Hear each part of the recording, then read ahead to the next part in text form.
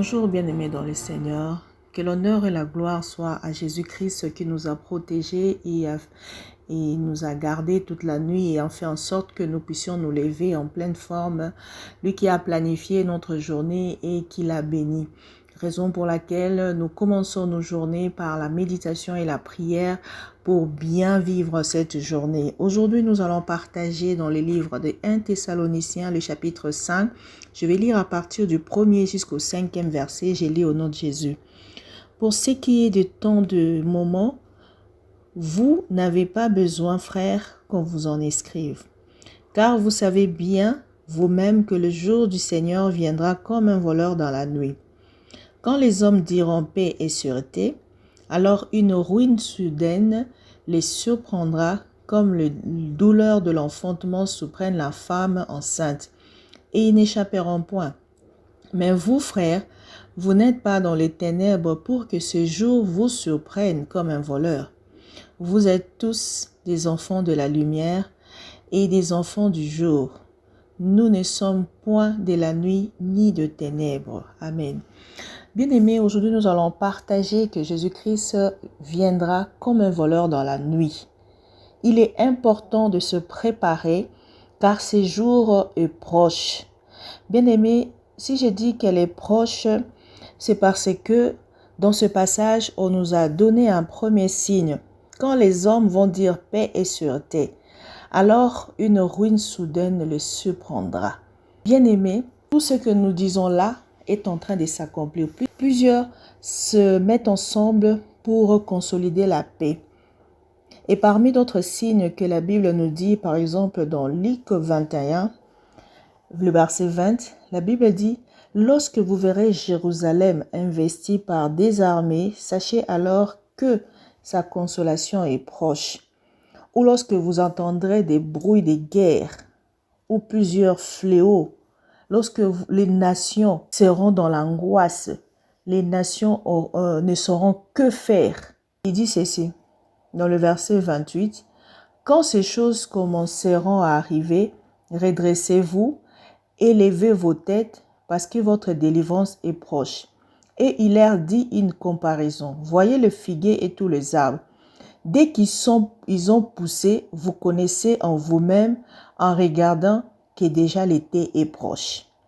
De même, quand vous verrez ces choses arriver, sachez que le royaume de Dieu est proche. Je vous dis en vérité, cette génération ne passera point, que tout cela n'arrive.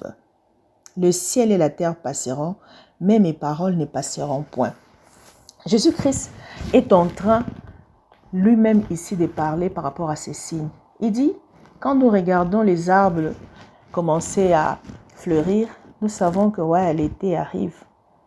C'est comme ça aussi, la majorité des signes de la fin sont arrivés et se sont accomplis. Alors, nous devons nous exhorter à être prêts aussi. Ce que j'aime ici dans ce passage, c'est que les enfants de Dieu ne seront pas surpris. On nous dit ici dans 1 Thessaloniciens 5, 2, « Mais vous, frères, vous n'êtes pas dans les ténèbres pour que ces jours vous surprennent comme un voleur. » Pourquoi elle ne nous surprendra pas? Parce que autrefois, nous étions ténèbres. Nous vivons dans les ténèbres. Mais maintenant, c'est lui qui a accepté Jésus-Christ comme son Seigneur et son Sauveur. Il est normalement en train de vivre dans la lumière. Il marche comme les enfants de Dieu dans la lumière. Il n'est pas surpris de l'enlèvement. Il ne peut pas être surpris. Parce que si tu marches selon la voie de Dieu, comme Jésus-Christ lui-même dit ici, lorsque nous voyons ces signes, nous sommes contents. Nous disons, nous devons encore plus nous apprêter comme quelqu'un qui fait déjà ses valises parce qu'il a eu le visa. Et bientôt, il va s'en aller. Et j'ai dit toujours aux gens, même la mort est un gain pour un enfant de Dieu. Parce que la mort aussi peut être la fin de ton monde. C'est pourquoi nous devons toujours être prêts. Nous connaissons les signes de la fin et ces signes-là se sont accomplis. Nous ne devons pas continuer à dormir. La Bible dit, « Ne dormons donc point comme les autres, mais veillons et soyons sobres. » La question, il est maintenant, tu peux me poser la question, maman Keren, comment devons-nous veiller? Parce que nous devons dormir, nous sommes des humains. Oui, le sommeil qu'on parle ici, c'est par rapport au péché. Tout enfant de Dieu sait que le temps est proche. Il doit être éveillé et rester sobre. C'est-à-dire savoir que le salut est proche. Il doit tout faire pour se dépouiller des œuvres du ténèbre, afin qu'il se revêt des armes de la lumière. C'est-à-dire, il doit marcher dans l'honnêteté, loin de la luxure et de l'ivrognerie, loin de l'impudicité, des querelles et de jalousie. Nous devons nous revêtir Jésus-Christ pour ne pas être tout le temps en train de satisfaire la chair. Bien-aimés, vous pouvez lire Romains 13, 11 à 12. Elle décrit bien ces choses. Comment explique cette sobriété? Bien-aimés, si vous ne restez pas sobre, si vous ne restez pas éveillé, si vous n'êtes pas prudent, elle viendra vous surprendre. Mais si nous frappons à vos portes, si nous parlons de la parole de Dieu, si le Seigneur utilise les bouches de ses serviteurs pour vous parler, pour toquer tout le temps, pour que vous restez éveillés. Car nous, les enfants de Dieu, nous ne sommes pas destinés à la colère, mais nous sommes destinés à posséder le salut que notre Seigneur nous a donné. Et donc, nous devons rester éveillés. C'est pourquoi, pour finir, j'aimerais, comme l'apôtre Paul, annoncer ceci au peuple de Dieu, que nous devons aussi prendre le temps de prier les uns les autres, nous consoler, nous supporter et user de la patience envers tous. Nous devons être toujours sur nos gardes, que personne ne rende à autrui le mal pour le mal, mais nous devons chercher toujours le bien pour tous. C'est-à-dire, nous devons toujours être choyés, prier sans cesse, rendre tout le temps des actions de grâce à notre Seigneur Jésus-Christ, méditer la parole de Dieu, afin que nous ne puissions pas éteindre l'esprit. Nous devons être comme des vierges sages. Ici, quand on dit de ne pas éteindre l'esprit, c'est-à-dire lorsque vous méditez la parole nuit et jour, lorsque vous marchez dans la lumière, vous n'accomplirez pas les œuvres des ténèbres et vous serez toujours dans la lumière et vous ne serez pas surpris lorsque le Seigneur Jésus-Christ viendra. Nous ne devons pas négliger les prophéties qu'on nous amène, mais nous devons les examiner. Des fois, tu regardes comme ça, c'est clair, c'est qu'on te dit là, c'est faux. Mais parce que c'est sorti de la bouche d'un homme de Dieu ou d'un soi-disant homme de Dieu, tu es prêt à accepter n'importe quoi. Non, nous devons examiner tout ce qu'on nous dit. Pendant cette période, il y aura beaucoup de faux. Examinez toujours la parole de Dieu à la lumière de la Bible. Abstenons-nous de toute espèce de mal et que Dieu de paix nous sanctifie lui-même tout entier. Tout notre être, soit le corps, l'âme et l'esprit, soit conservé irréprochable. C'est pourquoi Dieu nous appelle à la sainteté, comme nous l'avons dit autrefois. Et qu'est-ce que je puis dire si ce n'est que vous souhaitez une bonne journée et que si c'est possible, que chacun de nous envoie ses messages à ses bien-aimés pour que tous nous soyons prêts et que nous répandons la bonne nouvelle, c'est que Jésus-Christ revient bientôt. Prions au nom de Jésus-Christ.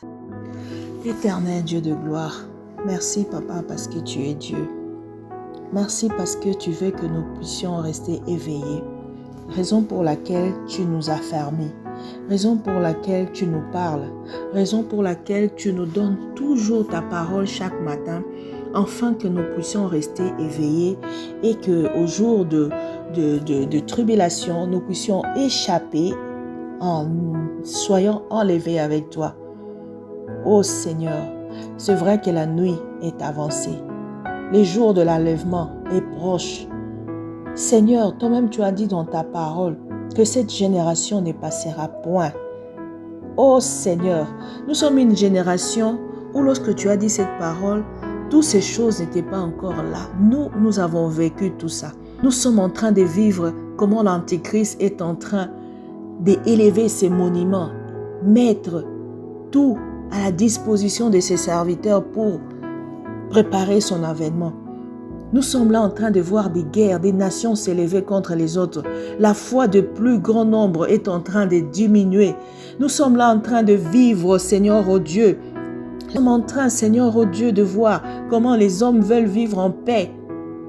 Comment les gens sont en train de proclamer des prophètes de paix. Oh Seigneur, nous sommes de ceux-là qui vivent, Seigneur, ce temps de la fin en live, si je peux dire comme ça. Ne nous laisse pas, Seigneur, oh Dieu, le contempler sans rien faire. Seigneur, que cela nous éveille et que cela fasse en sorte que nous tous, nous puissions répandre la bonne nouvelle à nos familles, afin que ce que la Bible dit, si tu crois, tu seras sauvé, toi et ta famille, s'accomplisse dans nos familles spirituelles que charnelles, s'accomplisse dans le corps de Christ. Nous voulons répandre, Seigneur, la bonne nouvelle du royaume, que Jésus-Christ revient prendre ses enfants et que ces enfants, ces vierges, doivent sortir de l'inutilité, doivent sortir de tout ce qui peut leur empêcher d'être enlevés avec le pouls. Mais que nous devons garder nos lampes allumées. Nous devons marcher dans la sainteté. Nous devons marcher éveillés dans la sobriété, loin de toute forme de mal, de péché. C'est pourquoi nous avons besoin d'avoir la haine du mal. Seigneur, revenons de la haine du mal. Nous voulons vivre, Seigneur, en connaissance, Seigneur, oh Dieu, que nous sommes de toi. Nous voulons que dans notre être, nous soyons prêts à dire oui, je suis un enfant de Dieu. Car lorsque tu es sur la terre, même la foi de ton esprit, de ton âme, de ton corps peut témoigner de ton appartenance en Jésus-Christ. Nous ne voulons pas attendre que les autres nous disent quoi faire, mais nous devons attendre le Saint-Esprit en nous dire de changer ceci, de changer cela, afin que nous puissions être prêts. C'est pourquoi tu viens toquer aux portes. Bien-aimé, si tu attends cette parole, Jésus-Christ est en train de toquer dans ta porte. Revois ta marche. Nous sommes au temps de la grâce. Jésus-Christ a tout fait. J'ai toujours dit aux gens, ceux qui ne vont pas entrer, ils ont fait les mauvais choix. Jésus-Christ, de sa bouche, il a dit, la porte est étroite. Peu de personnes vont y entrer. Bien-aimé, si tu n'uses pas de ta violence pour y entrer, tu n'entreras pas.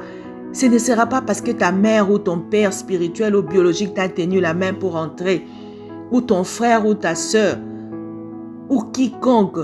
Mais ce serait parce que tu as accepté Jésus-Christ dans ton cœur comme ton Seigneur et ton Sauveur et que tu te laisses marcher selon sa volonté et que tu uses de patience et de militer, de chercher comment marcher en Jésus-Christ à la lumière de la parole de Dieu. La parole est là pour tous. Le Saint-Esprit est répandu pour tous. C'est à nous de l'accepter. C'est à nous de le prendre. C'est à nous de gagner Christ, comme Paul pouvait dire. Il dit, le jour où je sus que j'étais dans l'erreur, j'ai tout fait pour abandonner mon passé, pour gagner Christ. Parce que c'est lui le chemin, c'est lui la lumière, c'est lui la porte étroite. En lui seul, tu peux entrer. Tu ne peux pas passer par n'importe quel prophète. Tu ne peux pas passer par n'importe qui. Il n'y a qu'un seul médiateur, Jésus-Christ. Jésus-Christ de Nazareth. C'est lui qui est mort pour tes péchés, pour mes péchés. C'est lui qui t'a sanctifié. C'est lui qui t'a donné la réconciliation avec le Père. C'est lui qui a souffert pour que toi, tu vives. Et il n'attend qu'une seule chose de toi, de revenir, de marcher selon ses normes. C'est pourquoi ici l'apôtre Paul nous dit, il dit, nous devons nous vêtir de Jésus-Christ, afin que nous puissions pas marcher selon les convoitises de la chair. Bien-aimé, tu te revêts de quoi? Tu te revêts de quoi? Pose-toi la question. Si ce n'est pas Jésus-Christ, tu es dans le mauvais chemin. Rebourse ce chemin et reviens à lui. Il nous attend les bras ouverts. Il ne te compte pas tes péchés parce qu'il est mort pour toi. C'est pourquoi il dit, venez tel que vous êtes. Oh bien-aimé, si tu as entendu cette parole et tu le mets en pratique, tu es un homme heureux. Que la journée soit bénie pour tous au nom de Jésus-Christ. Amen.